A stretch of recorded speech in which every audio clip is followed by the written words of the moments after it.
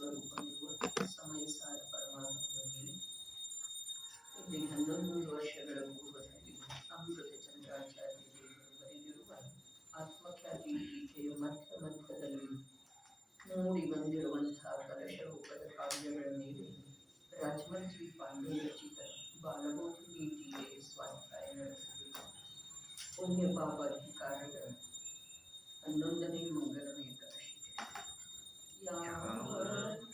पापमुपैति कर्मविरति ज्ञानस्य संज्ञसा कर्म ज्ञानसमुच्चयोऽपि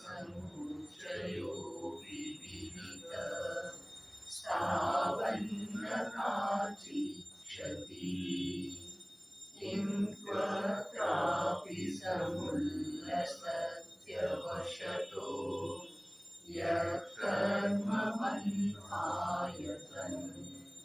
मोक्षाय स्थितमेकमेव परमं ज्ञानं विमुक्तं स्वतः. ಭಾವಾರ್ಥವು ಈ ಪ್ರಕಾರವಿದೆ. ಒಂದು ಜೀವದಲ್ಲಿ ಒಂದೇ ಸಮಯದಲ್ಲಿ ಜ್ಞಾನ ಕ್ರಿಯೆ ಇವೆರಡು ಹೇಗೆ ಇರುತ್ತವೆ? ಸಮಾಧಾನ. ವಿರುದ್ಧವಂತೂ ಏನೂ ಇಲ್ಲ.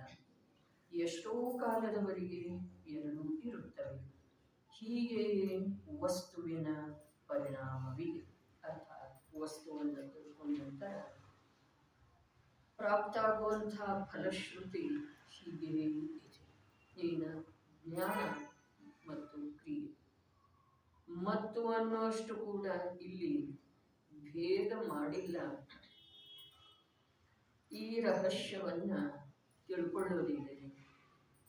ಆದ್ರೆ ಅವು ಎರಡು ಇದಾವೆ ಅನ್ನೋದರ ಸೂಚಕವಾಗಿ ಒಂದು ಗೀತೆ ಹೇಳ್ತಿದ್ದಾರೆ. ಮತ್ತು ಅಂತೇಳಿ ಹೇಳುವಷ್ಟು ಭೇದ ಮಾಡಿಲ್ಲ. ಹಾಗೆ ಒಂದಾಗಿ ಉಳಿದವಪ್ಪ, ಒಂದಾಗೆ ಇರ್ತಾವೆ. ಅನಂತ ಗುಣಗಳಾಗತ್ತವ ಆತ್ಮನಲ್ಲಿ. ಅಭೇದ ರೂಪದಿಂದ ಒಂದಾಗೆ ಇದ್ದಾವೆ.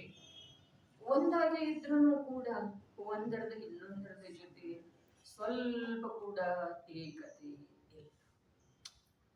ಬಹಳ ಅದ್ಭುತ ಮಾತಿದೆ ಇಲ್ಲಿ. ಈ ಜೀವಕ್ಕ ಸಂಯೋಗ ದೃಷ್ಟಿ ಬಿಟ್ಟು ಹೋಗೋದ ಕಠಿಣ ಇದೆ. ಎರಡೂ ಸರ್ವಥಾ ಬೆರೆತು ಹೋಗಿದ್ರು ಕೂಡ ಸ್ವಭಾವದೊಳಗೆ ಕಿಂಚಿತ್ ಮಾತ್ರನೂ ಅನ್ಯದ ಸ್ವಭಾವದ ಪ್ರಭಾವ ಬೀಳುತ್ತೆ. ಸ್ವಭಾವದ ಮೇಲೆ ಅಥವಾ ಸ್ವಭಾವದೊಳಗ ಇನ್ನೊಂದರ ಸ್ವಭಾವದ ಪ್ರಭಾವ ಕಿಂಚಿತ ಮಾತ್ರ ಕೂಡ ಬೀಳುವುದಿಲ್ಲ. ಎರಡೂ ಏಕರೂಪ ಆಗಿ ಹೋಗಿರ್ತವೆ.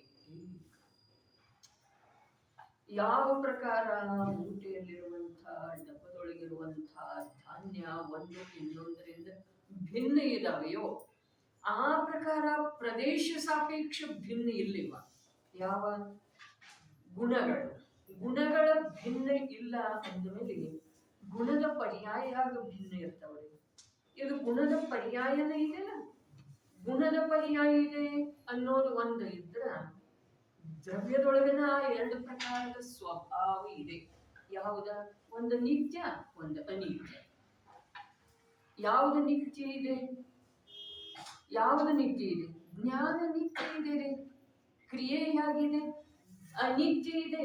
ಅನಿತ್ಯ ಕೂಡ ನಿತ್ಯ ಇದೆ. ಅಂದ್ರೆ ಏನು? ಅನಿತ್ಯ ಕೂಡ ನಿತ್ಯ ಇದೆ. ಅರ್ಥಾತ್ ಅನಿತ್ಯ ಕೂಡ ಯಾವಾಗೂ ಅದರದ್ದು ನಾಶ ಆಗುವುದಿಲ್ಲ. ಈ ಸಮಯದಲ್ಲಿ ಇದೆ, ಮುಂದಿನ ಸಮಯದಲ್ಲಿ ಇದೆ, ಮುಂದಿನ ಸಮಯದಲ್ಲಿ ಇದೆ, ಮುಂದಿನ ಸಮಯದಲ್ಲಿ ಇದೆ. ನಿತ್ಯ ಯಾವಾಗಲೂ ಇದೆ. ಯಾವಾಗಲೂ ಅರ್ಥ ಒಂದೇ ಯಾವಾಗಲೂ ಇದೆ ಅಂತ ಹೇಳಿ ಅಲ್ಲ.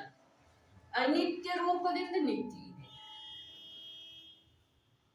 ನೋಡ್ರಿ, ಕಥನ ಆ ಸುಂದರವಾದಂತಹ ವಸ್ತು ಸ್ವರೂಪದ ಪ್ರತಿಪಾದನೆ ಮಾಡುವಂತಹ ಕಥನ ಕೂಡ ಮನಸ್ಸಿಗೆ ಆನಂದವನ್ನ, ಪ್ರಮೋದವನ್ನ ನೀಡುವಂಥದ್ದು ಇದೆ. ಅನಿತ್ಯ ಕೂಡ ನಿತ್ಯ ಇದೆ. ಯಾವುದು ಶುದ್ಧಾವಸ್ಥೆ ಇದೆಯೋ ಅದು ಒಂದೇ ಸಲ ಪ್ರಕಟ ಆದ ನಂತರ ಎಂಟು ಕರ್ಮ ರಜದಿಂದ ಜೀವ ಪರಿಮುಕ್ತ ಆದ ನಂತರ ಅವನಲ್ಲೇ ಯಾವ ಪ್ರತಿ ಸಮಯಕ್ಕೆ ಸಿದ್ಧಾವಸ್ಥೆ ಅದು ಆ ಸಮಯದಿಂದ ನಿತ್ಯ ಇದೆಯೋ ಅಥವಾ ಇಲ್ರಿ? ಆ ಸಮಯದಿಂದ ನಿತ್ಯ ಇದೆ ಅರ್ಥಾತ್ ಯಾವಾಗೂ ಸಿದ್ಧಾವಸ್ಥೆ, ಯಾವಾಗೂ ಅರ್ಥಾತ್ ಯಾವ ಸಮಯದೊಳಗ ಅದರದ ಅಭಾವ ಆಗುವುದಿಲ್ಲ. ವಸ್ತು ಹೇಗಿದೆ? ನಿತ್ಯ ಇದೆ, ಅನಿತ್ಯ ಇದೆ, ನಿತ್ಯಾನಿತ್ಯಾತ್ಮಕ ಇದೆ, ಅನಿತ್ಯ ಕೂಡ ನಿತ್ಯ ಇದೆ. ಅನಿತ್ಯ ಕೂಡ ನಿತ್ಯ ಅರ್ಥಾತ್ ಅನಿತ್ಯದ ವಿಭಾಗ ಏನು ದ್ರವ್ಯದೊಳಗಿದೆನಾ, ಈಗ ಸಿದ್ಧಾವಸ್ಥೆ ಅನ್ನೋದದು ವಿಶೇಷ ಆಯ್ತ್ರಿ. ಅನಿತ್ಯದೊಳಗ ವಿಶೇಷ ಆಯ್ತು, ಆದ್ರೆ ದ್ರವ್ಯದೊಳಗ ಅನಿತ್ಯತೆ ಇದೆಯಲ್ಲ, ಅದು ಯಾವಾಗಲೂ ಇದೆಯೋ ಅಥವಾ ಇಲ್ರಿ? ಅದು ಹೇಗಿದೆ? ಅನಾದಿ ಅನಂತ ನಿತ್ಯ ಇದೆ. ಏನ? ಅನಿತ್ಯ ದ್ರವ್ಯದೊಳಗ ಅನಾದಿ ಅನಂತ ನಿತ್ಯ ಇದೆ. ಈ ಪ್ರಕಾರದ ವಿಕಲ್ಪ ಒಂದ್ ವೇಳೆ ಜ್ಞಾನದೊಳಗ ಉತ್ಪನ್ನ ಆಗ್ಲಿಕ್ಕೆ ಶುರು ಆಗುವಂತಂದ್ರ ದುಃಖಕ್ಕೆ ಆಸ್ಪದ ಎಲ್ಲಿದೆ? ವ್ಯಥೆ ಶೋಕಾದಿಗಳಿಗೆ ಆಸ್ಪದ ಎಲ್ಲಿದೆ?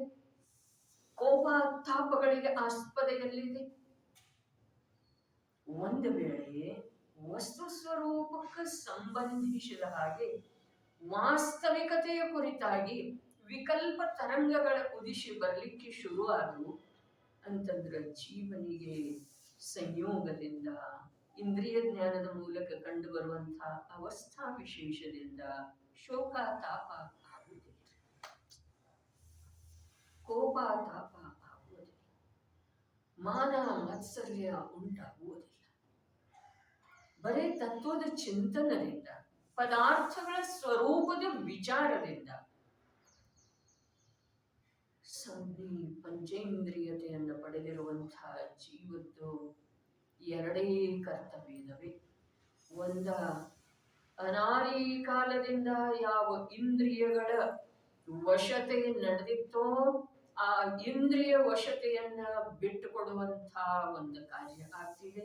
ಇಲ್ಲ ಅಂತಂದ್ರ ಆ ಇಂದ್ರಿಯಗಳ ನಾಯಕ ಸ್ವರೂಪದ ಯಾವ ಮನಸ್ಸು ಪ್ರಾಪ್ತ ಆಗಿದೆಯಲ್ಲ ಅದರ ಮೂಲಕ ಸ್ವತತ್ವ ಪರತತ್ವಗಳ ಚಿಂತನ ವಿಚಾರ ಇದು ಏನಿದೆ ಇವೆರಡು ಕಾರ್ಯದೊಳಗನ ಜೀವನಿಗೆ ಒಂದು ಸಂತೋಷ ರೂಪ ಇದೆ, ಆನಂದ ರೂಪ ಇದೆ, ಶಾಂತಿ ರೂಪ ಇದೆ, ನಿರಾಕುಲ ರೂಪ ಇದೆ.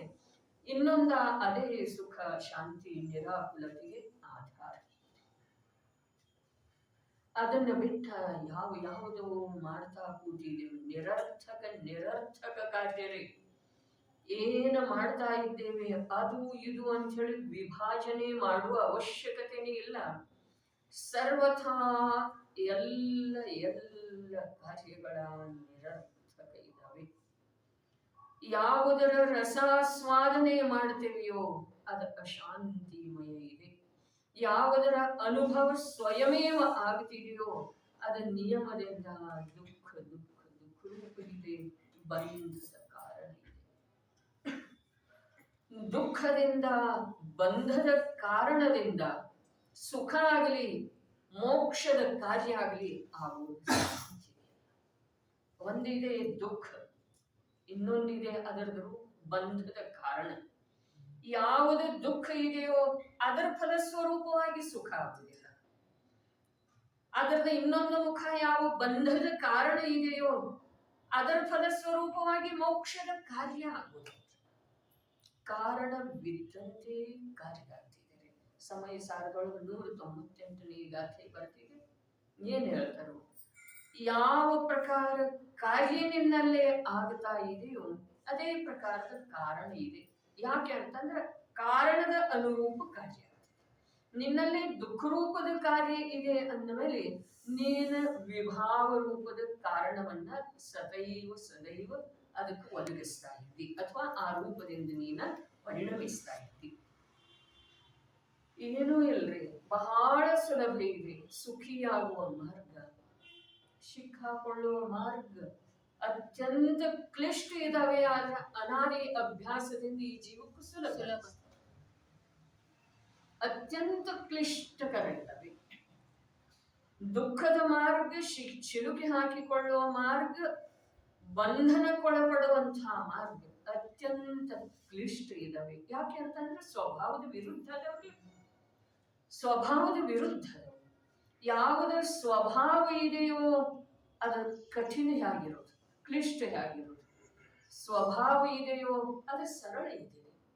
ಆದರೆ ಈ ಜೀವದ ಪ್ರವೃತ್ತಿ ಅನಾದಿ ಕಾಲದಿಂದ ವಿಪರೀತತೆಯನ್ನೇ ಅವಲಂಬಿಸಿ ಆಧರಿಸಿ ಆಗ್ತಾ ಇರುವುದರಿಂದ ಅದಕ್ಕೆ ಅದರ ಅಭ್ಯಾಸ ಆಗಿ ಹೋಗಿರುವುದರಿಂದ ಸುಲಭ ಅನ್ನಿಸ್ತಿದೆ. ಆದರೆ ನಿಜವಾಗಿ ನಾವು ದಿನ ದಿನ ಬೆಳಿಗ್ಗೆ ಭಗವಂತನ ಮಂದಿರದೊಳಗೆ ಹೋಗ್ತೀವಿ. ಅವರೇನ್ ಮಾಡ್ತಾ ಇದ್ದಾರೆ? ಹೋಗ್ಲಿ, ಸಮವಸರಣದೊಳಗಿನ ಜಿನ ಭಗವಂತ ಏನ್ ಮಾಡ್ತಾರೆ? ಇದು ಪಾಷಾಣದ ಬಿಂಬ ಇದೆ ಅಂತ ಹೇಳಿ ನಾವು ಅನ್ಬಹುದು. ಆದ್ರೆ ಸಮವಸರಣದ ವಿವೇಚನೆ ಬರ್ತಿದೆ, ಓದಿದೇವಲ್ಲ, ಅವರೇನ್ ಮಾಡ್ತಾರೆ? ಏನ್ ಮಾಡ್ತಾರೆ? ಬೋಧ ಮಾಡ್ತಾರೋ, ಶಾಸನ ಮಾಡ್ತಾರೋ, ನೀನ್ ಯಾವ ಕಡೆ ನೋಡ್ತಾ ಇದ್ದಿ ಅಂತ ಹೇಳಿ ಕೇಳ್ತಾರೋ, ವಿಹಾರ ಮಾಡ್ತಾರೋ, ಆಶೀರ್ವಾದ ಮಾಡ್ತಾರೋ, ಏನ್ ಮಾಡ್ತಾರೆ? ಏನೂ ಮಾಡುವುದಿಲ್ಲ. ಅವರು ಭಗವಂತ ಅದರಂದ್ಮೇಲೆ ಏನೂ ಮಾಡದೆ ಇರುವುದೇ ಭಗವಂತ ಆಗುವ ಮಾರ್ಗ ಇದೆ ರೀ. ಹೌದೇನಿಲ್ರಿ? ಕಾರಣದ ಅನುರೂಪ ಕಾರ್ಯ, ಆ ಮಾತು ಹೇಳ್ತಾ ಇದ್ದಾರೆ. ಕಾರ್ಯ ಯಾವ ಪ್ರಕಾರದ ನಮ್ಮಲ್ಲಿ ಇದೆಯೋ ಅದರ ಅನುರೂಪ ನಮ್ಮ ಒಳಗೆ ಕಾರಣ ಇದೆ ಅನ್ನೋದರ ಒಪ್ಕೊಳ್ಳಿಕ್ ಬೇಕು ನಾವು. ಯಾಕೆ ಅಂತಂದ್ರೆ ಸಿದ್ಧಾಂತ ಹೀಗಿದೆ, ಕಾರಣದ ಅನುರೂಪ ಕಾರ್ಯ ಆಗ್ತಿದೆ. ಬೇವಿನ ಬೀಜದಿಂದ ಮಾವಿನ ವೃಕ್ಷ ರೂಪದ ಕಾರ್ಯ ಆಗುವುದಿಲ್ಲ. ಇದು ತಿಳಿತಿದೆಯೋ ಅಥವಾ ಇಲ್ಲ? ಜೋಳದ ಹಿಟ್ಟಿನಿಂದ ಚಪಾತಿ, ಫುಲ್ಕ, ಹೋಳಿಗೆ ಆಗುವುದಿಲ್ಲ. ಏನಾಗ್ತವ?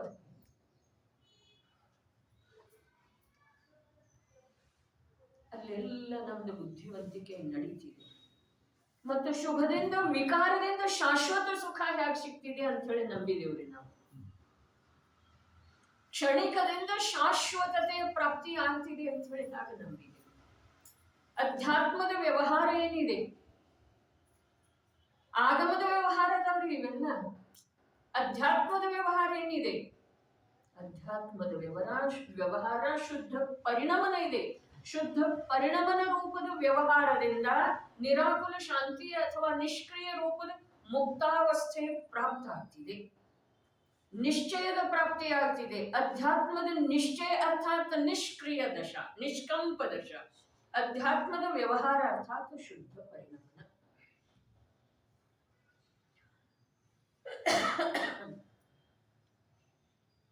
ಹಾಗಾದ್ರೆ ಆ ಅಧ್ಯಾತ್ಮದ ವ್ಯವಹಾರದಿಂದ ಬಂದ್ ಆಗ್ತಿದೆ ಅಂದ್ರೆ ಆಗಮದ ವ್ಯವಹಾರ ಇವೆಲ್ಲ ಅದಾವ್ರಿ. ಏನ? ವ್ರತ, ತಪ, ದಯೆ, ಸಂಯಮ ಇವೆಲ್ಲ ಆಗಮದ ವ್ಯವಹಾರ. ಅದರಿಂದ ಬಂದ್ ಆಗ್ತಿದೆ ಅಂತ ಹೇಳಿ ಕಥನ ಮಾಡಿದ್ರು. ಶುದ್ಧ ಪರಿಣಮನದಿಂದ ಬಂದ್ ಆಗ್ತಿದೆ. ಹಾಗಾದ್ರೆ ಅದಕ್ಕೆ ವ್ಯವಹಾರ ಯಾಕಂದ್ರು? ಅಧ್ಯಾತ್ಮದೊಳಗೆ ಶುದ್ಧ ಪರಿಣಮನ ಏನಿದೆ ಅದು ವ್ಯವಹಾರ ಇದೆ ಅಧ್ಯಾತ್ಮದ. ಅದರಿಂದ ಬಂಧ ಆಗುವುದಿಲ್ಲ. ಶುದ್ಧ ಪರಿಣಮನದಿಂದ ಬಂಧ ಆಗ್ತಿದೆ ಅನ್ನೋ ವಿಚಾರ ಮಾಡೋದು, ಚಿಂತನ್ ಮಂಥನ್ ಮಾಡೋದ್ರಿ. ಜೀವ ದ್ರವ್ಯದ ಶುದ್ಧ ಪರಿಣಮನ ಏನಿದೆ ಅದು ವ್ಯವಹಾರ ಇದೆ ಅಧ್ಯಾತ್ಮದ. ನಿಶ್ಚಯ ಯಾವುದಿದೆ? ನಿಷ್ಕ್ರಿಯ ರೂಪದ ನಿಷ್ಕಂಪ ರೂಪದ ಮುಕ್ತಾವಸ್ಥೆ ಏನಿದೆ ಅದು ನಿಶ್ಚಯ ಇದೆ, ಅಧ್ಯಾತ್ಮದ ನಿಶ್ಚಯ. ಹಾಗಾದ್ರೆ ಆ ವ್ಯವಹಾರ ಶುದ್ಧ ಪರಿಣಮನ ರೂಪದ ವ್ಯವಹಾರದಿಂದ ಬಂಧ ಆಗ್ಲಿಕ್ಕೆ ಸಾಧ್ಯ ಇಲ್ಲ. ಇದೆ ಅಂದ್ರೆ ಇಲ್ಲ. ಶುದ್ಧ ಪರಿಣಮನ ರೂಪದ ವ್ಯವಹಾರದಿಂದ ಬಂಧ ಆಗ್ಲಿಕ್ಕೆ ಸಾಧ್ಯ ಇಲ್ಲ. ಆದ್ರೆ ಅದಕ್ಕೆ ವ್ಯವಹಾರ ಯಾಕಂದ್ರೆ ಶುದ್ಧ ಪರಿಣಮನ ರೂಪದ ಯಾವ ಒಂದು ಜೀವದ ಪರಿಣಮನ ಇದೆ, ಶುದ್ಧ ಪರಿಣಮನ ಇದೆ, ಆ ವ್ಯವಹಾರದಿಂದ ಬಂಧ ಆಗುವುದಿಲ್ಲ. ಆಗಬಹುದೇನಾ? ನಾವು ಯೋಚನೆ ಮೊದಲು ಮಾಡಿ, ಆಗಬಹುದೇನಾ? ನಿಜವಾಗಿ ನೋಡ್ರಿ, ತಾತ್ಪರ್ಯ ಇಷ್ಟ ಇದೆ. ಯಾವುದ ನಿಶ್ಚಯಕ್ಕೆ ಕಾರಣ ಇದೆಯೋ ಅದನ್ನೇ ವ್ಯವಹಾರ. ಹಾಗಾದ್ರೆ ಮುಕ್ತಾವಸ್ಥೆಗೆ ನಿಷ್ಕ್ರಿಯ ರೂಪದ ನಿಷ್ಕರ್ಮ ರೂಪದ ಯಾವ ಮುಕ್ತಾವಸ್ಥೆ ಇದೆ, ಆ ಮುಕ್ತಾವಸ್ಥೆಗೆ ಕಾರಣ ಒಂದು ಶುದ್ಧ ಪರಿಣಮನವೇ. ಇದು ಕಾರಣ ಕಾರ್ಯ, ಕಾರಣ ಕಾರ್ಯ. ಅದನ್ನೇ ವ್ಯವಹಾರ ಅಂತ ಹೇಳಿ ಹೇಳ್ಬಹುದು. ವ್ಯವಹಾರ ಯಾವುದಕ್ಕಂತಾರೋ ಯಾವುದರಿಂದ ನಿಶ್ಚಯದ ಉಪಲಬ್ಧಿ ಆಗ್ತಿದೆಯೋ ಅದಕ್ಕೆ ವ್ಯವಹಾರ. ಕಾರಣ ಯಾವುದಕ್ಕಂತಾರೋ ಯಾವುದು ಕಾರ್ಯಕ್ಕೆ ಅನುಕೂಲ ಇದೆ ಅಥವಾ ಕಾರ್ಯರೂಪದಿಂದ ಸ್ವಯಂ ಪರಿಣಮಿಸ್ತಿದೆ. ಹಾಗಾದ್ರೆ ಜೀವ ದ್ರವ್ಯದ ಶುದ್ಧ ಪರಿಣಮನ ಇದೆಯಲ್ಲ, ಅರ್ಥಾತ್ ಜ್ಞಾನ ಜ್ಞಾನ ಜ್ಞಾನ ಜ್ಞಾನ. ಆ ಜ್ಞಾನದಿಂದ ಬಂಧ ಆಗ್ತಿದೆಯನ್ನ ಕೆಲವು ಅಂಶದಿಂದರೆ ಇಲ್ಲೇ ಹೇಳದಲ್ಲ ಮೇಲೆ ನಡೆ. ಶುದ್ಧ ಸ್ವರೂಪದ ಅನುಭವ ಜ್ಞಾನವೂ ಇದೆ. ಅದೇ ಸಮಯದಲ್ಲಿ ಜ್ಞಾನದಿಂದ ಕರ್ಮಕ್ಷಯವೂ ಆಗುತ್ತದೆ. ಒಂದು ಅಂಶ ಮಾತ್ರದ್ದು ಕೂಡ ಬಂಧವೂ ಆಗುವುದಿಲ್ಲ. ಎರಡು ಮಾತು ಹೇಳಿದೆ. ಅನುಭವ ರೂಪದ ಯಾವ ಜ್ಞಾನ ಇದೆಯೋ ಆ ಜ್ಞಾನ ಅದರಿಂದ ಕರ್ಮದ ಕ್ಷಯ ಆಗ್ತಿದೆ. ಯಾವ ಕರ್ಮದ? ಇಲ್ಲಂತೂ ಜ್ಞಾನಾವರಣಾದಿ ಅಂತ ಹೇಳಿ ಹೇಳಿದ್ದಾರೆ. ಪ್ರಾರಂಭಕ್ಕೆ ಹೇಳಿದಾರಲ್ಲ, ಏನ್ ಹೇಳಿದ್ದಾರೆ? ಸಮ್ಯಕ್ ದೃಷ್ಟಿಯ ಯಾವ ಯತಿತನ ಇದೆ ಅದು ಶುಭ ಕ್ರಿಯಾರೂಪ ಇರುವುದರಿಂದ ಮೋಕ್ಷದ ಕಾರಣ ಇದೆ. ಆ ಶುಭ ಕ್ರಿಯೆಯ ವ್ಯಾಖ್ಯೆ ಏನು ಮಾಡಿದ್ರು? ಅನುಭವ ಜ್ಞಾನ ಹಾಗೂ ದಯೆ ವ್ರತ ತಪ ಸಂಯಮ ರೂಪದ ಕ್ರಿಯೆ ಎರಡೂ ಸೇರಿದ್ರಲ್ಲ. ಯಾವ ಎರಡು? ಏನ? ಜ್ಞಾನ ಮತ್ತು ಕ್ರಿಯೆ ಎರಡೂ ಸೇರಿ ಜ್ಞಾನಾವರಣಾದಿ ಕರ್ಮಗಳನ್ನು ನಾಶ ಮಾಡ್ತವೆ.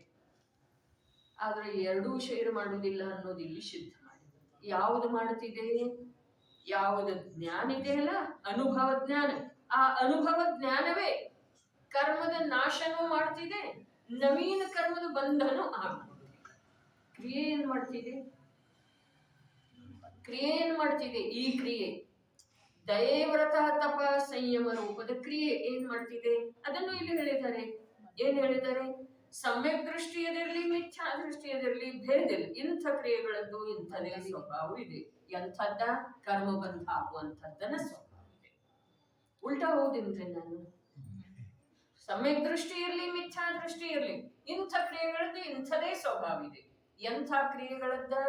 ಎಂಥ ಕ್ರಿಯೆಗಳದ್ದು? ಶುಭ ಕ್ರಿಯೆಗಳದ್ದ. ದಯೆ ವ್ರತ ತಪ ಸಂಯಮ ಯಾರ್ದ? ಯಾರ್ದು ಬೇಕಾದವ್ರದ್ದಿರಲಿ.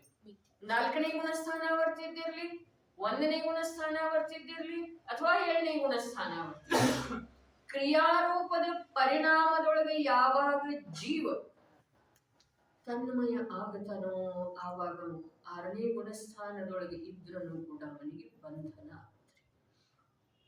ಮತ್ತು 4ನೇ ಗುಣಸ್ಥಾನದೊಳಗೆ ಅದಕ್ಕಿಂತ ಹೆಚ್ಚಿಗೆನೂ ಹೇಳಬಹುದ್ರಿ. ಅದಕ್ಕಿಂತ ಹೆಚ್ಚಿಗೆ ಏನು ಹೇಳೋದ?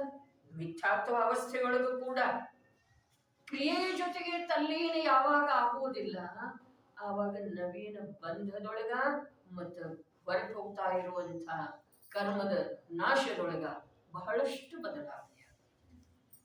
ಏನ್ ಬದಲಾವಣೆ ಆಗ್ತಿದೆ? ಹೋಗ್ತಿದೆ ಬಹಳಷ್ಟು, ಬರುವುದು ಬಹಳ ಕಮ್ಮಿ ಬರ್ತಿದೆ. ಕ್ರಿಯೆಯೊಳಗ ತಲ್ಲೀನ ಆಗಲಿಲ್ಲ ಅಂತಂದ್ರ ಯಾರಿಗೆ? ಮಿಥ್ಯಾ ದೃಷ್ಟಿಗೆ ಆಗ್ತಿದೆ. ಏನು ಹೋಗ್ತಿದ್ದೀರಿ? ಸಮ್ಯಕ್ ದೃಷ್ಟಿಗಂತೂ ಇಲ್ಲ.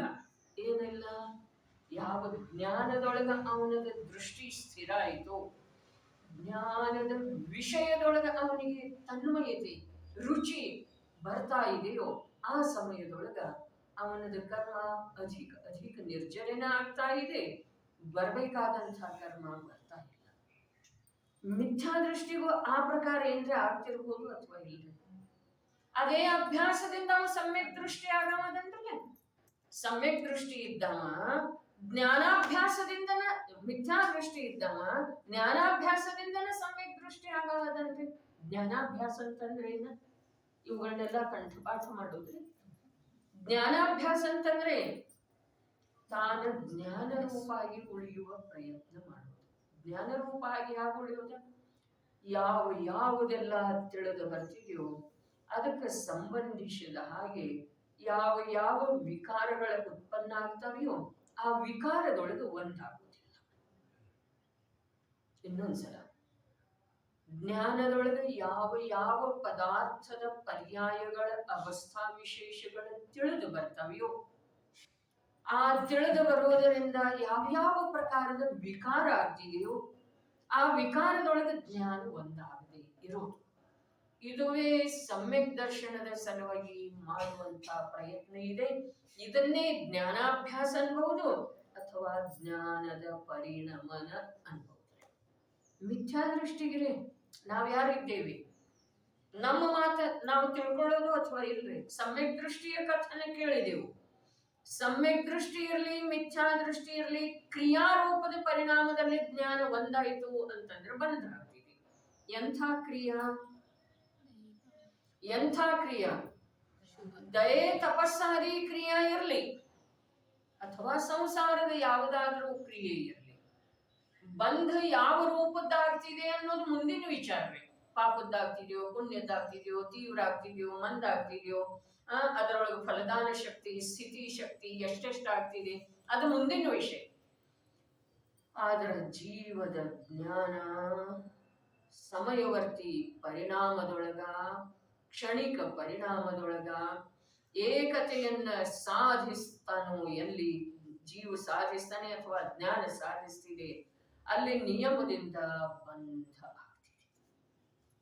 ಇನ್ನು ಜೀವ ಮಿಥ್ಯಾ ದೃಷ್ಟಿ ಇರಲಿ, ಸಮ್ಯಕ್ ದೃಷ್ಟಿ ಇರಲಿ. ಇಲ್ಲಿ ಸಮ್ಯಕ್ ದೃಷ್ಟಿಯಿಂದ ಹೇಳಿದಾರೇನ, ಮಿಥ್ಯಾ ದೃಷ್ಟಿಯಿಂದ ಹೇಳಿದಾರೇನ, ಬೇರೆ ಏನ್ರೆ ಮಾಡಿದಾರೇನ? ಇನ್ನೊಂದ್ಸಲ ಓದೋನು ಇಲ್ಲ ನಡೀತು. ಈ ಕಡೆ ಕೆಳಗೆ ಯಾವ ಕ್ರಿಯಾ, ಇನ್ನು ಮೇಲೆ ಹೋದ್ರೆ ನಡೀತಿದೆ ನಡೆಯಲ್ಲ. ಒಂದು ವೇಳೆ ಸಮ್ಯಕ್ ದೃಷ್ಟಿ ಜೀವನಿಗೆ ಒಂದೇ ಸಮಯದಲ್ಲಿ ಶುದ್ಧ ಜ್ಞಾನವೂ ಕೂಡ ಇದೆ ಮತ್ತು ಕ್ರಿಯಾರೂಪದ ಪರಿಣಾಮವೂ ಕೂಡ ಇದೆ. ಒಂದು ವೇಳೆ ಯಾಕೆ ಹೇಳಿದ್ರೆ, ಒಂದು ವೇಳೆ ಯಾಕೆ ಹೇಳಿದ್ರು? ಸಮ್ಯಕ್ ದೃಷ್ಟಿಗಂತೂ ಇದೇನಲ್ಲ, ಒಂದು ವೇಳೆ ಯಾಕೆ ಹೇಳಿದ್ರೆ? ಜ್ಞಾನನೂ ಇದೆ, ಕ್ರಿಯಾರೂಪದ ಪರಿಣಾಮನೂ ಇದೆ, ಒಂದು ವೇಳೆ ಯಾಕೆ ಹೇಳಿದ್ರೆ? ಐತೇನಿಲ್ರಿ ಹಿಂದಿಯೊಳಗೆ ಯದ್ಯಪಿ ಐತೇನೆ, ಏನಿತ್ತು? यद्यपि एक ही काल में सम्यक दृष्टि जीव के शुद्ध ज्ञान भी है, क्रियारूप परिणाम भी है, तथापि क्रियारूप है जो परिणाम उससे अकेला बंद होता है। कर्म का क्षय एक अंश मात्र भी नहीं होता है। ऐसा वस्तु का स्वरूप सहारा किसका? वस्तु का स्वरूप सहारा किसका? ಸಹಾರ ವಸ್ತುವಿನ ಸ್ವರೂಪವು ಹೀಗಿದೆ ಎಂದ ಮೇಲೆ ಯಾವುದರ ಆಶ್ರಯವಿದೆ? ಯಾವುದರ ಆಶ್ರಯ ತಗೊಳ್ಳುವುದ? ಒಂದು ವೇಳೆ ಯಾಕೆ ಹೇಳಿದ್ರು? ಇದು ನಮ್ದು ವಿಚಾರದ ಚಿಂತನೆ ಇದೆ, ವಿಚಾರದ ಬಿಂದು ಇದೆ. ಒಂದು ವೇಳೆ ಯಾಕೆ ಹೇಳಿದ್ರು?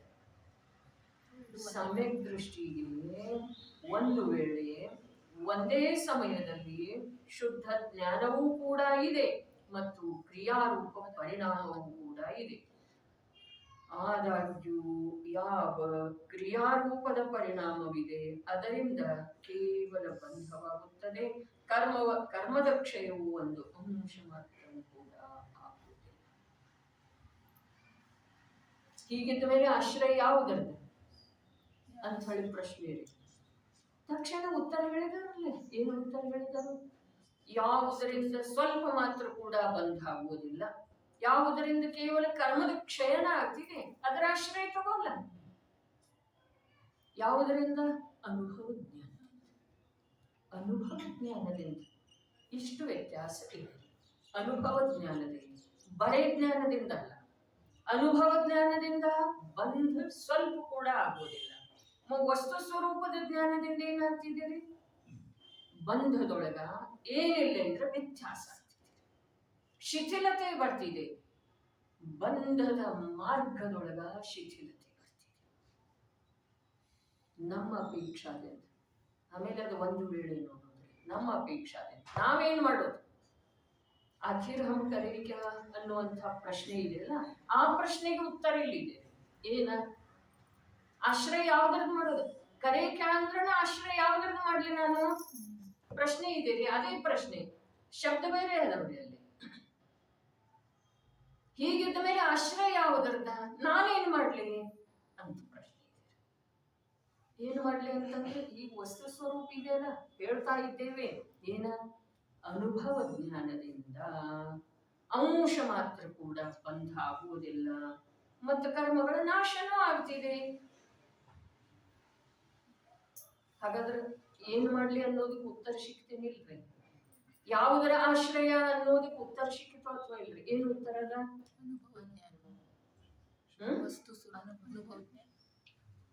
ಅನುಭವ ಜ್ಞಾನ, ಅರ್ಥಾತ್ ಜ್ಞಾನದ ಅನುಭವ.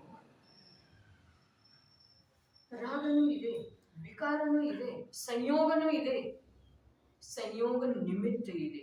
ರಾಗ ಪ್ರತ್ಯಕ್ಷ ನನ್ನಲ್ಲೇ ವರ್ತಿಸ್ತಾ ಇದೆ. ಹಾಗಾದ್ರೆ ನಾನೇನು ಮಾಡೋದ? ಆ ರಾಗದ ಸಮಯದೊಳಗೆ, ಸಂಯೋಗದ ಸಮಯದೊಳಗೆ ಅವೆರಡನ್ನೂ ಗೌನ ಮಾಡಿ ಜ್ಞಾನದ ಅನುಭವ ಮಾಡಿ. ಆಖಿರ್ हम करे क्या? उत्तर ಸಿಗ್ತೇನಿಲ್ರಿ? ಏನ್ ಮಾಡುದ? ಅಖೇಲ ಅಜ್ಞಾನ ಯಾವಾಗ ಸಿಗೋದ್ರಿ? ಯಾವಾಗ ಸಿಗೋದು? ಏಕಾಕಿ ಜ್ಞಾನನ ಯಾವಾಗ ಸಿಗೋದ್ರಿ? ಅದು ಎಲ್ಲದರ ಜೋಡಿ ಯುಕ್ತನೇ ಇರೋದ್ರಲ್ಲ, ಯುಕ್ತನೇ ಇರೋದ್ರಿ. ಹಾಗಾದ್ರೆ ಆ ಎಲ್ಲದನ್ನ ನಾಶ ಮಾಡ್ಕೊಂತ ಕೂಡೋದು, ಅದನ್ನ ದ್ವೇಷಿಸ್ತಾ ಕೂಡೋದು, ಅಥವಾ ಅದರ ಮೇಲಿನ ಲಕ್ಷ್ಯ ತೆಗೆಯೋದು ಎಷ್ಟು ಸುಲಭ ಉಪಾಯ ಇದೆ. ಅದರ ಮೇಲಿನ ಲಕ್ಷ್ಯ ಬಿಡೋದಿದೆ. ಅದನ್ನ ದ್ವೇಷಿಸುವ, ದೂಷಿಸುವ ಅವಶ್ಯಕತೆನೂ ಇಲ್ಲ. ಅದನ್ನ ನಾಶ ಮಾಡುವ ಅವಶ್ಯಕತೆನೂ ಇಲ್ಲ. ಯಾವುದನ್ನು ನಾಶ ಮಾಡ್ತೀನಿ? ಮುಂದಿನ ಸಮಯದೊಳಗೆ ಅದು ನಾಶ ಆಗೇ ಬಿಡ್ತೀವಿ. ಯಾವ ರಾಗಾದಿ ವಿಕಾರ ಇದೆಯಲ್ಲ ಅದು, ಮತ್ತು ಯಾವುದೇ ಸಂಯೋಗ ಇದೆ ಅದು ಪ್ರತ್ಯಕ್ಷ ಭಿನ್ನ ಇದೆ ಅಲ್ಲ, ಅದರೊಳಗೆ ನೀನೇನ್ ಮಾಡ್ತೀಯ? ಅದನ್ನ ನಾಶ ಅಥವಾ ಅದರ ದ್ವೇಷ ಯಾವುದರ ಸಲುವಾಗಿ ಇಲ್ಲ. ನಮಗ ಆಶ್ರಯ ಯಾವುದರದ ಅನ್ನೋದ್ರದ್ದು ಸುಲಭ ಉತ್ತರ ಸಿಗ್ತದೆ. ಅನಂತ ಕಾಲ ಸಂಯೋಗದೊಳಗೆ ಕಳೆದು ಹೋಗಿದೆ. ಸಂಯೋಗಿ ಭಾವರೂಪ ಪರಿಣಮಿಸುವುದರಿಂದ ಪ್ರತಿ ಸಮಯಕ್ಕೆ ದುಃಖದ ಅನುಭವ ಆಗಿದೆ. ಸಂಯೋಗವನ್ನು ಬಿಡುವ ಮಾತಿಲ್ಲ, ಸಂಯೋಗವನ್ನು ತೆರಳುವ ಮಾತಿಲ್ಲ, ಸಂಯೋಗದಿಂದ ದೂರ ಓಡಿ ಹೋಗುವ ಮಾತಿಲ್ಲ. ಬಸ್ ಎಲ್ಲಿದೆಯೋ ಅಲ್ಲೇ ಸಂಯೋಗದ ದೃಷ್ಟಿ ಆಗಬಹುದೇನಿಲ್ಲ? ಆಗಬಹುದೇನಿಲ್ಲ? ಅನಂತ ಜೀವನಗಳು ಮಾಡಿ ತೋರಿಸಿದ. ಯಾವಾಗ ಸಿಂಹ ಸಂಯೋಗದ ದೃಷ್ಟಿ ಯಾವಾಗ ಬಿಟ್ಟಿದ್ದ? ಪ್ರತ್ಯಕ್ಷ ಮಾಂಸ ಭಕ್ಷಣೆ ಮಾಡ್ತಾ ಇದ್ದಾರೆ. ಏನ್ ಬಾಯಿ ತೊಳ್ಕೊಂಡು ಬಂತಾರೆ ನದಿಗೆ ಹೋಗಿ? ಅವೆಲ್ಲ ವ್ಯವಹಾರ ಯಾರಿಗೆ ಅದಾವು? ಯಾರಿಗೆ ತಿಳಿತಿದೆ ಮನುಷ್ಯ ಅವರಿಗೆ ಹೇಳಿದ್ದೆ. ಆದ್ರೆ ಆ ವ್ಯವಹಾರದೊಳಗೆ ಏನ್ರಿ ಇದೆ ಏನ್ರಿ? ತಥ್ಯ ಇದೆ ಏನ್ರಿ? ಅದರೊಳಗೆ ಏನ್ರಿ ಸತ್ವ ಇದೆ ಏನ್ರಿ? ಕಾರ್ಯ ಎಲ್ಲಿ ಆಗ್ಬೇಕು? ಮನುಷ್ಯನಿಂದ ಪತನ ಅದು ಪತನ, ಕಾಯದಿಂದ ಪತನ ಅದು ಸ್ವತಂತ್ರ ಇದೆ. ಆದರನು ಕೂಡ ಈ ನಿಕೃಷ್ಟ ಕಾಲದೊಳಗ ಅಜ್ಞಾನಿ ಜೀವಕ್ಕ ಆದರ ಆಗ್ಲಿ ಕಾಯದಿಂದ ಪತನ ಆಗಲಿಲ್ಲಲ್ಲ, ಅದನ್ನ ಪ್ರಪಂಚ ಮನುಷ್ಯನಿಂದ ಪತನ ಎಷ್ಟು ಬಾರಿ ಆಗ್ತಾನ್ರಿ ಜೀವ? ಒಂದು ಭವದೊಳಗ ಮನುಷ್ಯನಿಂದ ಯಾವ್ಯಾವುದಕ್ಕೆ ಸಂಬಂಧಿಸಿದ ಹಾಗೆ ಬರೇ ಒಂದು ಸ್ಪರ್ಶನೇಂದ್ರಿಯದ ವಿಷಯ ಅಲ್ಲ, 5 ಇಂದ್ರಿಯಕ್ಕೆ ಸಂಬಂಧಿಸಿದ ಹಾಗೆ ಪತನ ಎಷ್ಟು ಬಾರಿ ಆಗ್ತಾನೆ. ಆದ್ರ ಸಜ್ಜನ ಯಾರಿಗೆ ಅಂತಾರ್ರಿ? ಮನುಷ್ಯನಿಂದ ಪತನ, ಪರಿಣಾಮದಿಂದ ಪತನ ಆಗಿಲ್ಲ ಅವನಿಗೆ ಸಜ್ಜನ ಅಂತಾರೋ, ಅಥವಾ ಇಂದ್ರಿಯದಿಂದ ದೇಹದಿಂದ ಪತನ ಆಗಿಲ್ಲ ಅವನಿಗೆ ಸಜ್ಜನ ಅಂತಾರ್ರಿ. ಲೋಕದೊಳಗ ಅವನಿಗೆ ಸಜ್ಜನ ಅಂತಾರ್ರಿ. ಇಂದ್ರಿಯದಿಂದ ದೇಹದಿಂದ ಪತನ ಯಾವ ಹೊಂದಿಲ್ಲೋ ಅವನಿಗೆ ಸಜ್ಜನ ಅಂತಾರ್ರಿ. ಆದ್ರೆ ಕಲ್ಯಾಣ ಅರ್ಧ ಆಗ್ತಿದೆ. ಪರಿಣಾಮದಿಂದ ಪತನ ಯಾವ ಆಗುವುದಿಲ್ಲ. ಹಾಗಾದ್ರೆ ಮೊದಲು ಇವು ಎಲ್ಲ ಸಂಭಾಳಿಸಬೇಕು ಅಥವಾ ಬೇಡ್ರಿ? ಇಂದ್ರಿಯದಿಂದ ದೇಹದಿಂದ ಮೊದಲು ಸಂಯಮಿತ ಆಗ್ಲಿಕ್ಕೆ ಬೇಕು ಅಥವಾ ಬೇಡ್ರಿ? ಅಂದ್ರೆ ಅಲ್ಲಿ ಆಗ್ಲಿಕ್ಕೆ ಅವನಿಗೆ ಸಾಮರ್ಥ್ಯ ಬರೋದಿದೆ. ದೇಹದ ಪತನದಿಂದ ಬಂಧ ಆಗುದಿಲ್ಲ ಅಂತ ಹೇಳಿ ದೇಹದಿಂದ ಸ್ವಚ್ಛಂದಿ ಆಗಿ ಆಮೇಲೆ ಮನಸ್ಸಿನ ಪತನ ಆಗದೆ ಇರುವ ಹಾಗೆ ತಡಿಲಿಕ್ಕೆ ಬರ್ತಿದೆಯೇನ? ಬರ್ತಿದೆ ಅಂತ ಸಾಧ್ಯನೇ. ಅದಕ್ಕೆ ಇವೆಲ್ಲ ಮಾನವೀಯ ವ್ಯವಹಾರ ಮನುಷ್ಯ ಜೀವನದಲ್ಲಿ ಇರಬೇಕಾದದ್ದು, ಪಾಲಿಸಬೇಕಾದದ್ದು.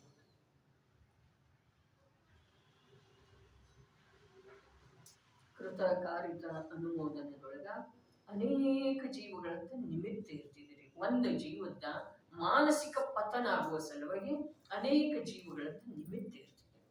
ಯಾವುದೋ ದೊಡ್ಡ ಸ್ತನಕ್ಕೆ ಬಲಿಯಾಗಿ ಜೀವ ಏನೇನು ಮಾಡ್ತಾನೆ ಏನ ಅಂಥೇಳಿ ಇಲ್ಲಿ ಸ್ಪಷ್ಟಪಡಿಸುವ ಅವಶ್ಯಕತೆ ಇಲ್ಲ.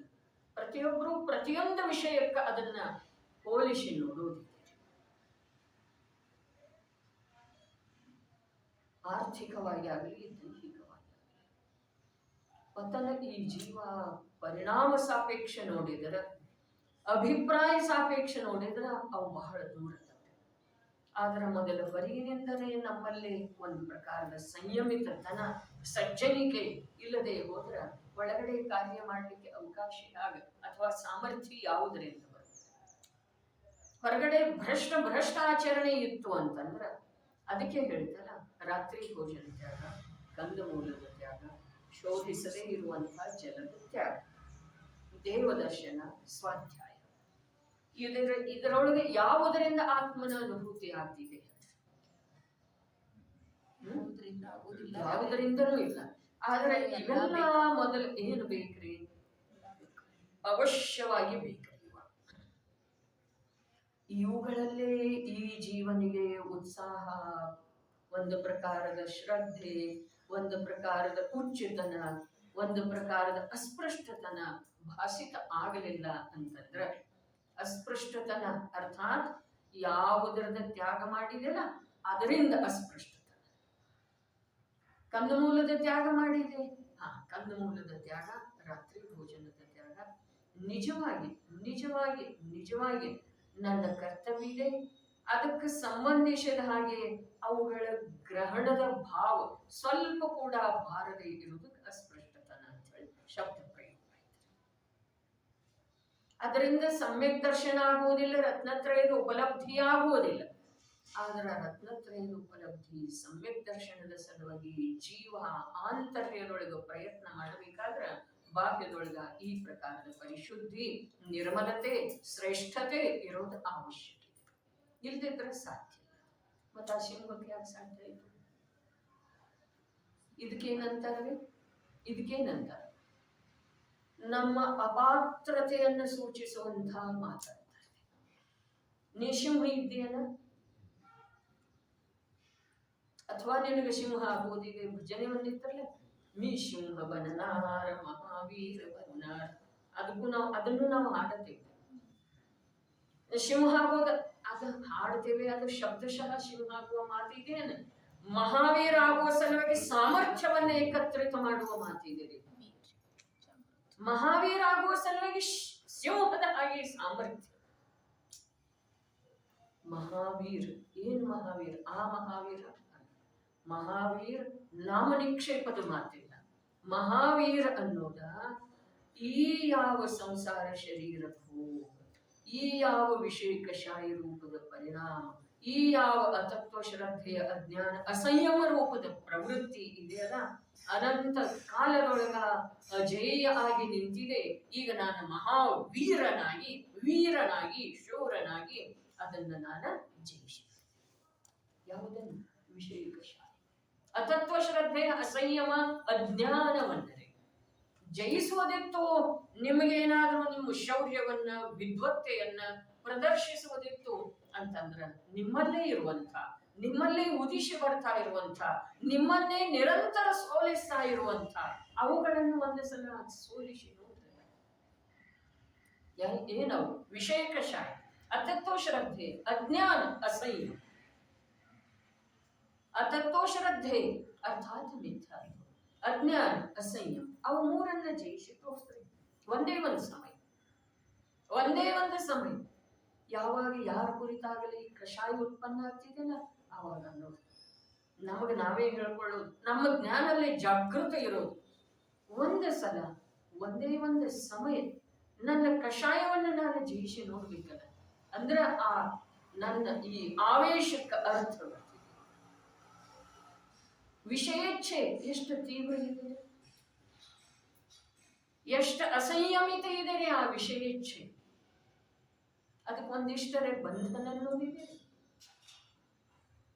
ಇದೇನ ತಮ್ಮ ಅಂತರಂಗದ ಅವಲೋಕನೆ ತಾವು ಮಾಡ್ಕೊಳ್ಳೋದು. ಅದಕ್ಕೆ ಈ ಮೂರರ ಮೇಲೆ ಒಂದೇ ಒಂದು ಸಮಯ ವಿಜಯ ಸಾಧಿಸಿ ತೋರಿಸ್ತಾನೋ ಅವನ ಮಾತನ್ನ ಮೆಚ್ಚಬೇಕಾದಂತ. ಯಾವ ಮೂರರ ಮೇಲೆ? ಮಿಥ್ಯಾತ್ವ, ಅಜ್ಞಾನ, ಅಸಂಯಮ. ಎಲ್ಲದವೋ ನಿರಂತರ ಉದಿಸಿ ಬರ್ತಾ ಇದ್ದವು. ಏನು ಮಾಡ್ತಾ ಇದ್ದವು? ನಿರಂತರ ನನ್ನ ಜ್ಞಾನವನ್ನು ತಿರೋಭೂತ ಮಾಡ್ತಾ ಇದ್ದವು. ನಿರಂತರ ನನ್ನ ಚೈತನ್ಯ ಸ್ವಭಾವವನ್ನ ಮೆಟ್ಟಿ ನಿಲ್ಲುತ್ತಾ ಇದ್ದವು. ಒಂದು ಸಲ ಅವುಗಳ ಮಧ್ಯದೊಳಗೆ ನೀನು ಉದಿಸಿ ಬಾಪ, ನೀನು ಕಾಣಿಸಿಕೊಳ್ಳು, ನಿನಗೆ ನೀನು ಕಾಣಿಸಿಕೊಳ್ಳು, ನಿನ್ನನ್ನು ನೀನು. ಏನಿದೆ? ಇದು ಶರೀರ, ಮಣ್ಣಿದು, ಮೃಣ್ಮಯ. ನೀನಂತೂ ಮಣ್ಣಿನ ಒಮ್ಮೆ ಇರು. ಆ ಮಣ್ಣಿನ ಮೂಲ ಮಣ್ಣೆ ಇದೆಯಪ್ಪ, ನೀನಲ್ಲ. ಮಣ್ಣು ಇದೆ, ಒಂದೇ ಒಂದು ಸಮಯದೊಳಗೆ ಮಣ್ಣು ಆಗಿ ಬೀಳ್ತಿದ್ದೇನೆ. ಮಣ್ಣು ಅರ್ಥಾತ್ ಅದನ್ನು ಮತ್ತೆ ಹತ್ಲಿಕ್ಕೆ ಯಾರು ಬೇಕಲ್ಲ, ಮಣ್ಣು ತಾನಾಗಿ ಇಲ್ಲಿಂದ ಅಲ್ಲಿ ಹೋಗುವುದಿಲ್ಲ. ಅದೇ ಪ್ರಕಾರ ಈ ಚೈತನ್ಯ ಸ್ವರೂಪದ ಆತ್ಮ ಹೊರಟು ಹೋದ ನಂತರ ಅದನ್ನು ಎತ್ತಲಿಕ್ಕೆ 4 ಜನ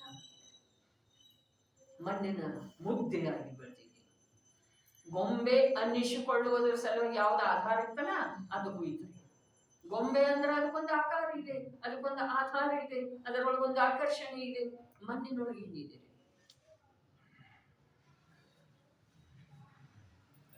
ಮಣ್ಣಿಗೆ ಹೋಗಿದ್ದೆ. ಹಾ, ಮಣ್ಣಿಗೆ ಹೋಗಿದ್ದೇವ ಅಂತಾರಲ್ಲ.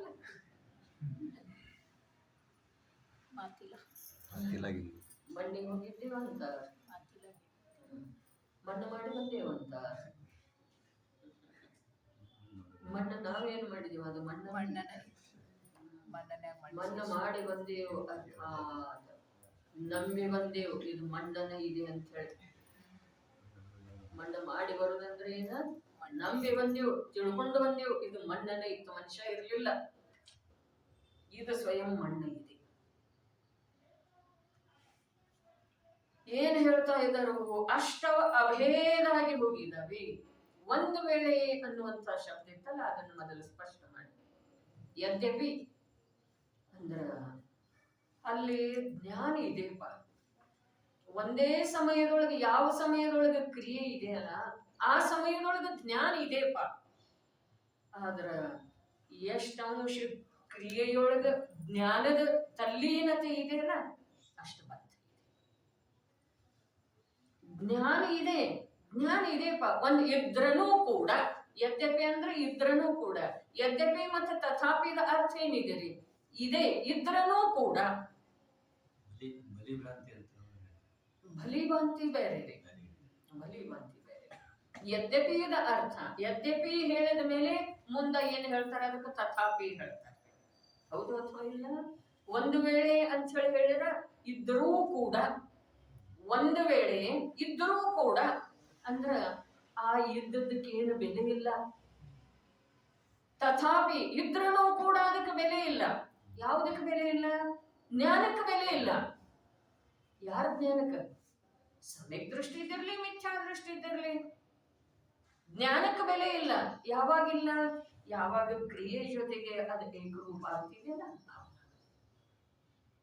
ಬರೇ ಕ್ರಿಯೆ ಬಂಧದ ಕಾರಣ ಇದೆ ಅಂತ ಹೇಳಿ ಹೇಳಿದ್ರು, ಅಥವಾ ಕ್ರಿಯೆಯ ಜೊತೆಗೆ ತನ್ಮಯತೆ ಇದ್ರ ಬಂಧದ ಕಾರಣ ಇದೆ ಅಂತ ಹೇಳಿ ಹೇಳುವ ಪ್ರಯತ್ನ ಇದೆ. ಇಲ್ಲಿ ನಾವು ತಿಳ್ಕೊಳ್ಬೇಕಾಗಿದೆ. ಬರೇ ಕ್ರಿಯೆ ಯಾವುದರ್ಥ? ದೇಹದಲ್ಲ, ಮನುಷ್ಯನದಲ್ಲ, ವಚನದ್ದಲ್ಲ, ಜೀವದರೆ. ಜೀವದ ಕ್ರಿಯೆ ಯಾವಾಗಿದೆ? ಯಾವಾಗಿದೆ? 10ನೇ ಗುಣಸ್ಥಾನದ ಅಂತಿಮ ಸಮಯದವರೆಗೆ ಇದೆ, ಕ್ರಿಯೆ ಇದೆ. ಅಲ್ಲಿ ಜ್ಞಾನ, ಅದರ ಜೊತೆ ತನ್ಮಯ ಇದೆ ಅಂತ 8ನೇ ಗುಣಸ್ಥಾನದಿಂದಲೇ ಹೇಳಿರ್ಲೆ 8, 9, 10 ಅಲ್ಲಿ ತನ್ಮಯತೆ ಇದೆಯಲ್ಲ? ತನ್ಮಯತೆ ಇಲ್ಲ. ಆದ್ರೂ ಕೂಡ ಅಲ್ಲಿ ಸೂಕ್ಷ್ಮ ಸಂಪ್ರಾಯ ಬಂಧದ ಕಾರಣ. ತನ್ಮಯತೆ ಇಲ್ಲ, ಆದ್ರೂ ಬಂಧದ. ಅಂದ್ರೆ ಇಲ್ಲಿ ಭೇದ ಯಾವುದನ್ನ ಮಾಡಿದ್ರು? ಸಮ್ಯಕ್ ದೃಷ್ಟಿ ಇರಲಿ, ಆತ್ಮ ಸಾಧಕ ಸಾಧು ಇರಲಿ, ಅಥವಾ ಶ್ರೇಣಿ ಮಂಡಿಸಿರುವಂಥ ಉಪಶಮ ಶ್ರೇಣಿ ಮಂಡಿಸಿರುವಂಥ ಉತ್ಕೃಷ್ಟ ಸಾಧು ಇರಲಿ, ಅಥವಾ ಕ್ಷಪಕ ಶ್ರೇಣಿಯವನೇ ಇರಲಿಲ್ಲ. ಕ್ಷಪಕ ಶ್ರೇಣಿಯವನಿಗೆ ಕೂಡ 10ನೇ ಗುಣಸ್ಥಾನದ ಅಂತಿಮ ಸಮಯದವರೆಗೆ ಬಂಧ ಇದೆ. ಹಾಗಾದ್ರೆ ಅವನ ಜ್ಞಾನ ಆ ಕ್ರಿಯೆಯೊಳಗ ಅಲ್ಲಿ ತಲ್ಲೀನ ಇದೆಯನ ಇಲ್ಲ ಇಲ್ಲ ಅಂಥೇಳಿ ಹೇಳೋದು ಒಂದು ಅಪೇಕ್ಷಾ ಇದೆ, ಆದ್ರೆ ಇರದ ವಿನಃ ಬಂಧ ಇಲ್ಲ ಅನ್ನೋದು ಒಂದು ವಾಸ್ತವಿಕತೆ. ಅಂದ್ರೆ ಇಲ್ಲಿ ಶುದ್ಧ ಏನಾಯ್ತು, ಸಮ್ಯಕ್ ದೃಷ್ಟಿ ಇದ್ರೂ ಕೂಡ ಕ್ರಿಯೆಯ ಕಡೆಗೆ ಅಲ್ಲಿಯವರೆಗೆ ಅವನಲ್ಲಿ ಆಸಕ್ತಿ ಇದೆಯಲ್ಲ, ರುಚಿ ಇದೆಯಲ್ಲ, ಆಕರ್ಷಣೆ ಇದೆಯಲ್ಲ, ತನ್ಮಯತೆ ಇದೆಯಲ್ಲ, ಅಥವಾ ಅದರಿಂದ ಸರ್ವಥಾ ಭಿನ್ನ ಉಳಿಯುವುದರಲ್ಲಿ ದುರ್ಬಲ ಆಗ್ತಾ ಇದ್ದಾನಲ್ಲ, ಅಲ್ಲಿ ಬದ್ಧ. ಒಂದು ವೇಳೆ ಅಂಥೇಳಿ ಯಾಕೆ ಹೇಳಿದ್ರು, ಜ್ಞಾನ ಇದ್ರೂ ಕೂಡ ಎಷ್ಟು ಕ್ರಿಯೆ ಇದೆಯಲ್ಲ ಅಷ್ಟು ಬದ್ಧ. ಯಾರ್ದ ಶ್ರೇಣ್ಯಾರೋಹಣೆ ಮಾಡಿರುವಂತಹ ಜೀವನಗಳು ಕೂಡ ಅಲ್ಲಿ ಬುದ್ಧಿಪೂರ್ವಕ ಏನಿದೆ, ಜ್ಞಾನದೊಳಗ ಕ್ರಿಯೆಯ ಜೊತೆಗೆ ಸ್ವಲ್ಪ ಮಾತ್ರ ಕೂಡ ತನ್ಮಯತೆ ಇಲ್ಲ. ಆದ್ರೂ ಕೂಡ ಆ ಜ್ಞಾನ ಸರ್ವಥಾ ಅದರಿಂದ ವಿಮುಕ್ತ ಆಗಿಲ್ಲ. ಯಾವುದರಿಂದ? ಆ ಕ್ರಿಯೆಯ ಬಂಧನದಿಂದ. ಕ್ರಿಯೆಯ ಜೊತೆಗೆ ಒಂದಾಗುವಂತಹ ಯಾವ ಅನಾದಿಕಾಲೀನ ಅಭ್ಯಾಸ ಇದೆಯಲ್ಲ, ಅದಕ್ಕೆ ಸಂಸ್ಕಾರ ನಯ ಹೇಳಿದ್ದಾರೆ. 47 ನಯದೊಳಗ ಸಂಸ್ಕಾರ ನಯ. ಈ ಸಂಸ್ಕಾರ ಏನಿದೆಯಲ್ಲ, ಅನಾದಿ ಸಂಸ್ಕಾರ ಬಿಟ್ಟು ಹೋಗ್ಬೇಕಾದ್ರೆ ಈ ಹೊಸ ಸಂಸ್ಕಾರ ಉತ್ಪನ್ನ ಆಗ್ತದೆ. ಏನು ಹೊಸ ಸಂಸ್ಕಾರ? ಅನಾದಿ ಸಂಸ್ಕಾರ ಯಾವುದು? ಕ್ರಿಯೆಯ ಜೊತೆಗೆ ಜ್ಞಾನದ ತನ್ಮಯತೆ ಏನಿದೆ, ಇದು ಅನಾದಿ ಸಂಸ್ಕಾರ. ಹಾಗಾದ್ರೆ ಸಂಸ್ಕಾರ ನಯ ಏನು ಹೇಳ್ತಿದೆ? ಅದರಿಂದ ಬಿಡುಗಡೆ ಹೊಂದಿ ತನ್ನಲ್ಲೇ ತಾನು ಉಳಿಯುವಂತ ಸಂಸ್ಕಾರ. ಅದು ಯಾವಾಗ ಪೂರ್ಣ ಆಗ್ತಿದೆ? ಕ್ಷಪಕ ಶ್ರೇಣಿಯ ಇದ್ದ ಅಂತಂದ್ರೆ 10ನೇ ಗುಣಸ್ಥಾನದ ಪೂರ್ಣ ಆಗ್ತಿದೆ. 12ನೇ ಗುಣಸ್ಥಾನದೊಳಗೆ ಏನಿದೆ?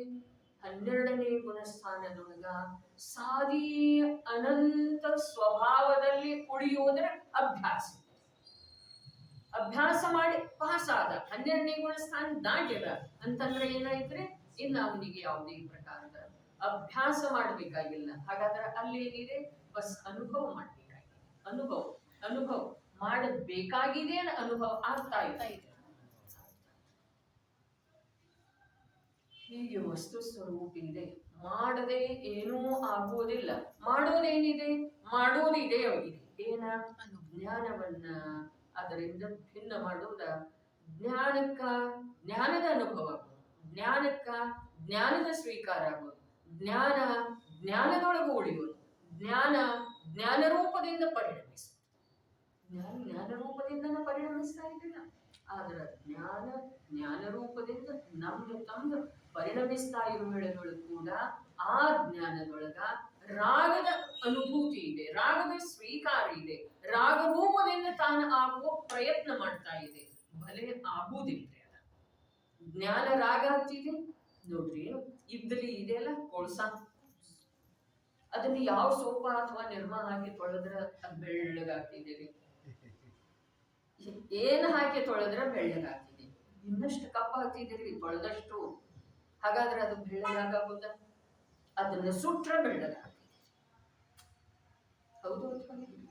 ಹಾಗೆ ಈ ರಾಗ ರೂಪದ ಯಾವ ಇದ್ಲಿ ಇದೆಯಲ್ಲ, ಅದನ್ನ ಜ್ಞಾನದ ಅಗ್ನಿಯೊಳಗೆ ಸುಟ್ರ ಅದ ಬೆಳ್ಳಗಾಗ್ತದೆ. ಇದ್ದಲ್ಲಿ ಬೆಳ್ಳಗಾಗುವುದಿಲ್ಲ. ಕಷಾಯ ಎಂದು, ಶುಭರಾಗ ಎಂದು ಮೋಕ್ಷದ ಕಾರಣ ಅಥವಾ ಮೋಕ್ಷ ರೂಪ ಆಗುವುದಿಲ್ಲ. ಅದನ್ನ ಸುಡ್ಲಿಕ್ಕೆ ಬೇಕ್ರಿ, ಅದನ್ನ ನಷ್ಟ ಮಾಡ್ಲಿಕ್ಕೆ ಬೇಕು. ನಷ್ಟ ಯಾಗ ಮಾಡೋದ? ಜ್ಞಾನದೊಳಗೆ ಉಳಿಯೋದ. ಜ್ಞಾನದೊಳಗೆ ಉಳಿದ ನಂತರ ಅಲ್ಲಿ ಒಂದು ವಿಶಿಷ್ಟ ಪ್ರಕಾರದ ಅಗ್ನಿ ಹೊತ್ತಿಕೊಳ್ಳುತ್ತಿದೆ. ಆ ಅಗ್ನಿ ಎಂಥದ್ದಿದೆ? ಆ ಅಗ್ನಿ ರಾಗವನ್ನು ಮಾತ್ರ ಸುಡ್ತಿದೆ. ಆದ್ರೆ ಆ ಅಗ್ನಿ ಆತ್ಮನಿಗೆ ಪರಮ ಶಾಂತಿಯ ಅನುಭವ ಮಾಡಿಸ್ತಿದೆ. ಅಗ್ನಿ ಪರಮ ಶಾಂತಿಯ ಅನುಭವ ಮಾಡಿಸ್ತಿದೆ. ಅಗ್ನಿ ಶಾಂತಿಯ ಅನುಭವ ಮಾಡಿಸ್ತಿದೆಯೋ ಅಥವಾ ರಾಗದ ಅಭಾವದಿಂದ ಶಾಂತಿಯ ಅನುಭೂತಿ ಆಗ್ತಿದೆ? ಆ ಜ್ಞಾನದೊಳಗೆ ಜ್ಞಾನ ಉಳಿಯುವ ಸಮಯದಲ್ಲಿ, ಉಳಿದಿರುವಾಗ ಯಾವ ಅಗ್ನಿ ಉತ್ಪನ್ನ ಆಗ್ತಿದೆಯಲ್ಲ, ಆ ಅಗ್ನಿಗೆ ಒಂದೇ ಒಂದು ಕೆಲಸ ಇದೆ. ಏನದ? ರಾಗಾದಿ ವಿಕಾರಗಳನ್ನ ಭಸ್ಮೀಭೂತ ಮಾಡೋದು, ಅಭಾವಪ್ರಾಯ ಮಾಡೋದು.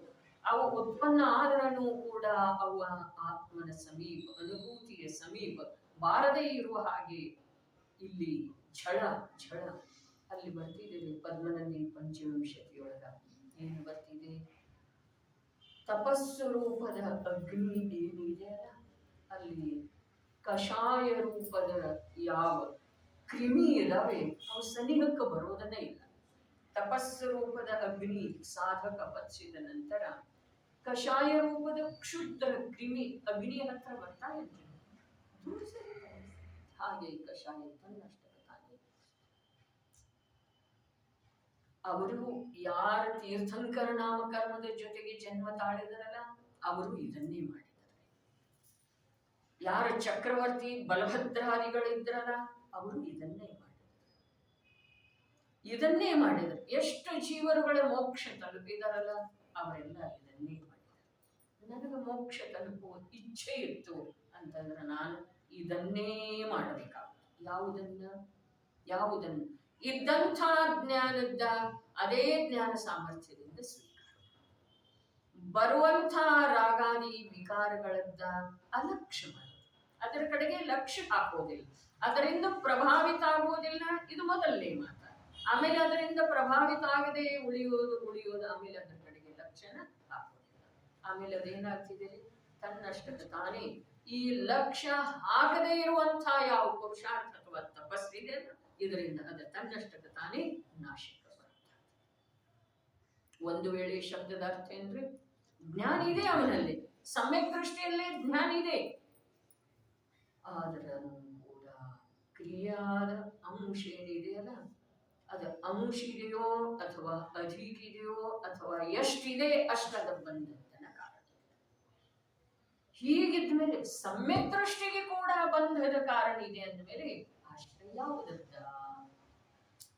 ಅದಕ್ಕೆ ಹೇಳಿದ್ರು, ಆಶ್ರಯ ಮಾಡುವ ಸಲುವಾಗಿ ಕಂಬದ ಹಾಗೆ ಸ್ತಂಭದ ಹಾಗೆ ವಜ್ರ ಸ್ತಂಭದ ಹಾಗೆ ಇದೆ. ಏನ? ಜ್ಞಾನ ಜ್ಞಾನ ಜ್ಞಾನ ಜ್ಞಾನ. ಆ ಜ್ಞಾನದೊಳಗ ನೀ ನಿನ್ನತನವನ್ನ ಸ್ವೀಕಾರ ಮಾಡ, ಆ ಜ್ಞಾನವನ್ನ ನಾನು ಅಂತ ಹೇಳಿ ಅನುಭವ ಮಾಡ, ಆ ಜ್ಞಾನದೊಳಗ ತೃಪ್ತ ಆಗ, ಆ ಜ್ಞಾನದೊಳಗ ಸಂತುಷ್ಟ ಆಗ. 206ನೇ ಗಾಥೆ ಏನ್ ಹೇಳ್ತಿದೆ? ನಿತ್ಯ ಇದರಲ್ಲೇ ತೃಪ್ತನಾದ, ನಿತ್ಯ ಇದರಲ್ಲೇ ಸಂತುಷ್ಟನಾಗ, ಅನುರಕ್ತನಾಗ, ತೃಪ್ತನಾಗ, ಸಂತುಷ್ಟನಾಗ. ಹೀಗಾದಿ ಅಂತಂದ್ರೆ ನಿನಗೆ ಉತ್ತಮ ಪದದ ಪ್ರಾಪ್ತಿ. ಉತ್ತಮ ಪದ ಯಾವುದು? ಮೋಕ್ಷ. ಸಾಕ್ಷಾತ್ ಮೋಕ್ಷದ ಪ್ರಾಪ್ತಿ ಆಗ್ತಿದೆ. ಸಮ್ಯಕ್ ದರ್ಶನದ ಮೋಕ್ಷ ಮಾರ್ಗದ ಅನ್ನೋ ಮಾತನೇ. ನಿತ್ಯ ಇದರಲ್ಲಿಯೇ ಅನುರಕ್ತನಾಗ. ಯಾವುದರಲ್ಲಿ? ಜ್ಞಾನದಲ್ಲಿ. ಯಾವುದು ಅನುರಕ್ತ ಆಗುದ? ಜ್ಞಾನವೇ ಅನುರಕ್ತ. ಅದಕ್ಕೆ ಇನ್ನೊಂದು ವಸ್ತುವನ್ನ ತರಬೇಕಾಗಿಲ್ಲ. ಜ್ಞಾನದೊಳಗ ಅನುರಾಗ ಜ್ಞಾನಕ್ಕಾಗ್ಬೇಕು, ಜ್ಞಾನದೊಳಗ ತೃಪ್ತಿ ಜ್ಞಾನಕ್ಕಾಗ್ಬೇಕು, ಜ್ಞಾನದೊಳಗ ಸಂತೋಷ ಸಮಾಧಾನ ಜ್ಞಾನಕ್ಕಾಗ್ಬೇಕು. ಹೀಗೆ ಒಂದ್ ವೇಳೆ ಆಯ್ತು ಅಂತಂದ್ರ ಈ ಜೀವನಿಗೆ ಏನಾಗ್ತಿದೆ? ಉತ್ತಮ ಪದದ ಪ್ರಾಪ್ತಿ. ಏನ್ ಕಠಿಣ ಇದೆ? ಜ್ಞಾನ ನನ್ನಲ್ಲೇ ಇದೆ, ನಾನು ಸ್ವಯಂ ಜ್ಞಾನ ಇದ್ದೇನೆ, ವಿಶ್ವಾಸ ಮಾಡುವಂಥ ನಾನೇ ಇದ್ದೇನೆ, ವಿಶ್ವಾಸ ಮಾಡುವಂಥ ವಸ್ತು ಕೂಡ ನನ್ನಲ್ಲೇ ಇದೆ, ನಾನೇ ಇದ್ದೆ, ನನ್ನಲ್ಲೇ ಇದೆ ಅನ್ನೋ ಭೇದಿಲ್ಲ. ವಿಶ್ವಾಸ ಮಾಡುವವನು ನಾನೇ, ವಿಶ್ವಾಸ ಮಾಡುವುದು ನನ್ನದೇ ಇದೆ. ಹಾಗೆ ಆಯ್ತು ಅಂತಂದ್ರೆ ಸುಲಭ ಇದೆ. ಏನ್ ಸುಲಭ ಇದೆ? ಕರ್ಮ ನಿರ್ಜರೇ ಸುಲಭ ಇದೆ, ಕರ್ಮದ ನಾಶ ಸುಲಭ ಇದೆ. ಇನ್ನೊಂದು ಪ್ರಶ್ನೆ ಉಳಿತು, ಜ್ಞಾನಾವರಣಾದಿ ಅಂತ ಹೇಳಿ ಹೇಳಿದರೆ, ಜ್ಞಾನಾವರಣಾದಿ ಅಂತ ಹೇಳಿ ಹೇಳಿದ್ರೆ ಜ್ಞಾನಾವರಣ, ದರ್ಶನಾವರಣ, ಮೋಹನೀಯ, ಅಂತರಾಯ, ಆಯು, ವೇದನೀಯ, ನಾಮ, ಗೋತ್ರ ಇವೆಲ್ಲ ಅಂತ ಹೇಳಿ ಬಂದ್ರೆ ಆದಿ, ಆದಿ ಅರ್ಥಾತ್ ಮೊದಲಾದ.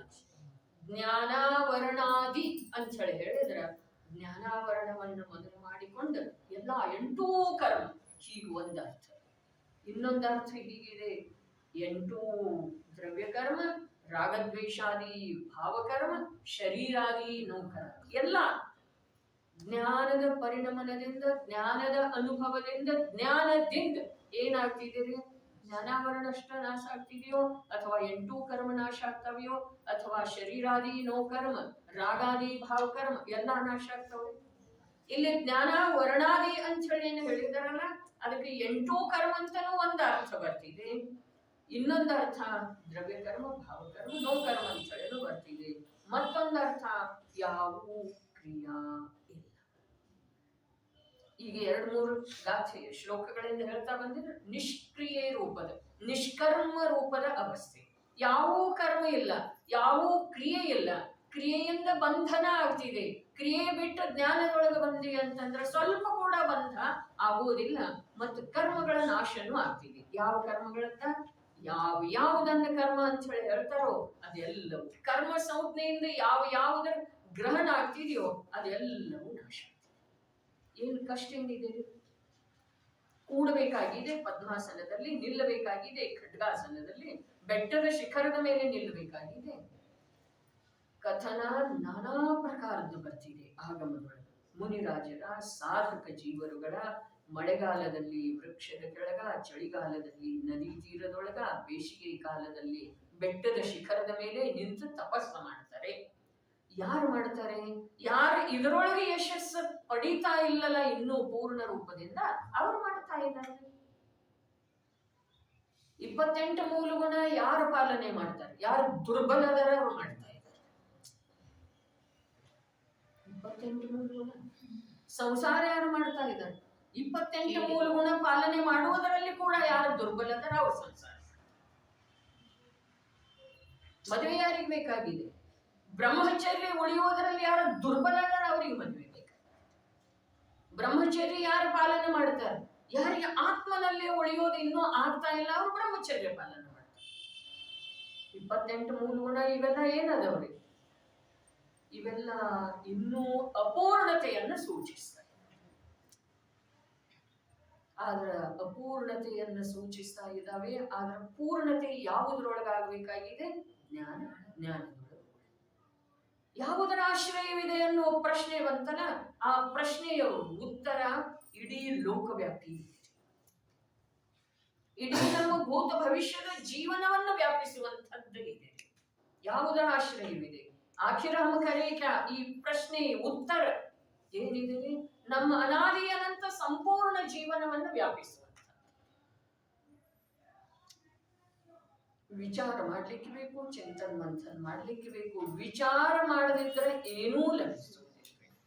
ರಾಗವನ್ನ ಅರ್ಥಾತ್ ನಮ್ಮ ಪರಸನ್ಮುಖ ಏನು ಪ್ರವೃತ್ತಿ ಇದೆ, ಕ್ರಿಯಾ ಮಾಡುವ ಯಾವ ಒಂದು ಅಭಿಲಾಷೆ ಇದೆ, ಆ ಕ್ರಿಯೆಯೊಳಗೆ ಬದಲಾವಣೆ ಮಾಡುವುದು ಅರ್ಥಾತ್ ಇದ್ದಲನ್ನು ತೊಳೆಯುವುದಿಲ್ಲ. ಕ್ರಿಯೆಯೊಳಗೆ ಬದಲಾವಣೆ, ಅಡುಗೆ ಮಾಡೋದು ಬಿಡೋದ, ಆರಂಭ ಭೋಗ ಪದಾರ್ಥಗಳನ್ನು ಕೊಳ್ಳೋದು ಬಿಡೋದ, ಮಂದಿರ ಕಟ್ಟಲಿಕ್ಕೆ ದುಡ್ಡು. ಏನಿದೆ? ಇಜ್ಜಿಲನ್ನು ತೊಳೆದ ಹಾಗೆ ಇದೆ. ನೋಡ್ರಿ, ತಿಳ್ಕೊಂಡು ವಿಚಾರ